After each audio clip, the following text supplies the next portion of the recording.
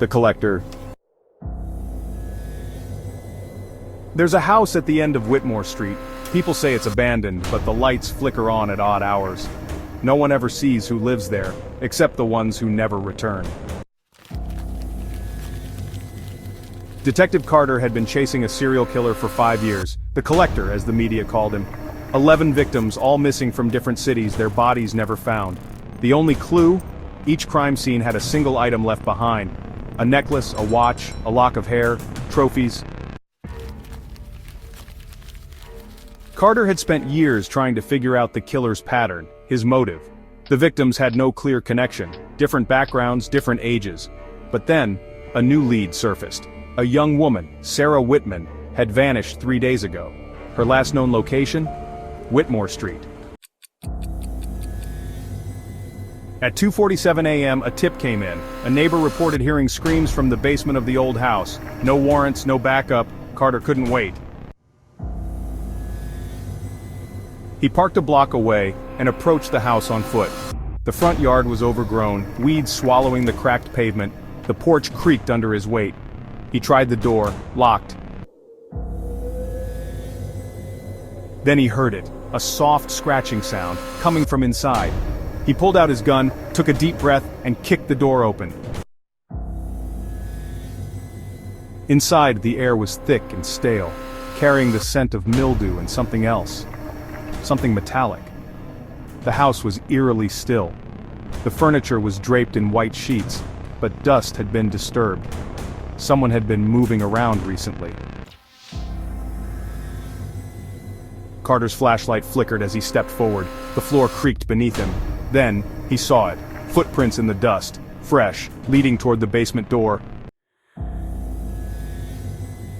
His pulse quickened. He gripped his gun tighter, nudging the door open with his foot. It let out a long, agonizing creak.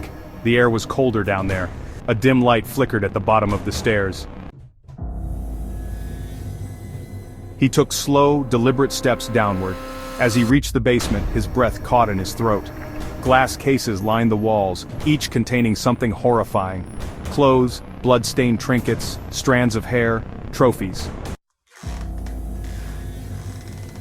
But at the center of the room, a chair. Someone was tied to it, head slumped forward. Carter rushed over, holstering his gun to cut the ropes. "I'm here to help," he whispered. The figure twitched, then laughed. Slowly, the man lifted his head, revealing a twisted grin. His face was pale, his lips cracked. "You're early," he whispered. The lights flickered and went out. Carter reached for his gun, too late. A wire tightened around his throat from behind, dragging him backward. He struggled, gasping, but the grip was unrelenting. Then, just as suddenly, it loosened. He collapsed to the floor, coughing. He reached for his flashlight, its weak beam revealing a figure standing in the shadows. Tall, motionless, Carter raised his gun. "Step into the light, now!" The figure obeyed, moving with unsettling slowness. When the light hit his face, Carter froze. It was himself, his own face, his own eyes, except they were wrong, hollow, empty. The doppelganger smirked. "You've been chasing me for years," it said, "but you never realized I was chasing you too." Carter's mind screamed for logic, for reason. His own voice echoed back at him, mocking. Then the figure lunged. The flashlight rolled across the floor. The basement filled with the sound of struggle, gasping, choking, the desperate scrape of boots against concrete. And then, silence. Minutes later, the flashlight flickered out. The house on Whitmore Street went dark again. And somewhere in the basement, a new glass case sat, waiting for its newest addition.